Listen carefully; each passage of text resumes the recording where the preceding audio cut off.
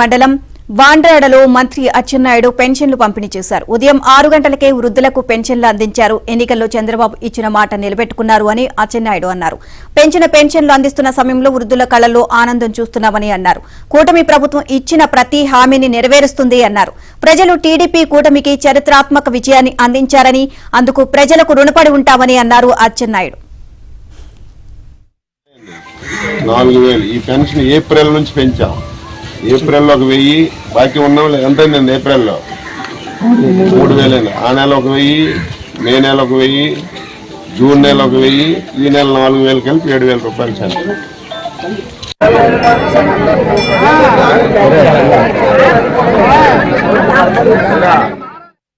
ఉన్న గెలుపు ప్రజల యొక్క విజయం. ఎందుకు ఈ మాట అంటున్నానంటే 5 సంవత్సరాలు ప్రతి ఒక్కరం కూడా చాలా ఇబ్బందులు పడ్డాం. అనేక విధాలుగా ఈ రాష్ట్రం నష్టపోయింది.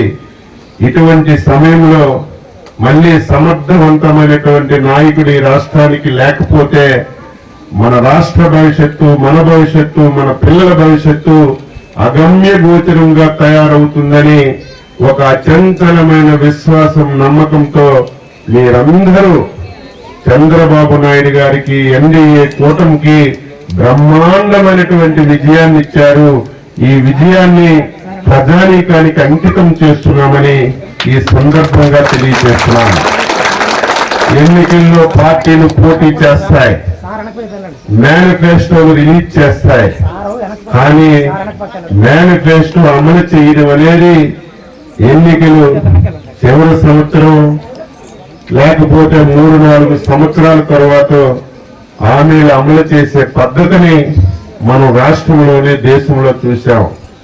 దేశ చరిత్రలో ఫస్ట్ టైం ఎన్నికల్లో విజయం సాధించక ముందే హామీ ఇచ్చినటువంటి ఏకైక ప్రభుత్వం నాయకుడు చంద్రబాబు నాయుడు గారని చెప్పి గర్వంగా ఈరోజు చెప్పదలుచుకున్నాను.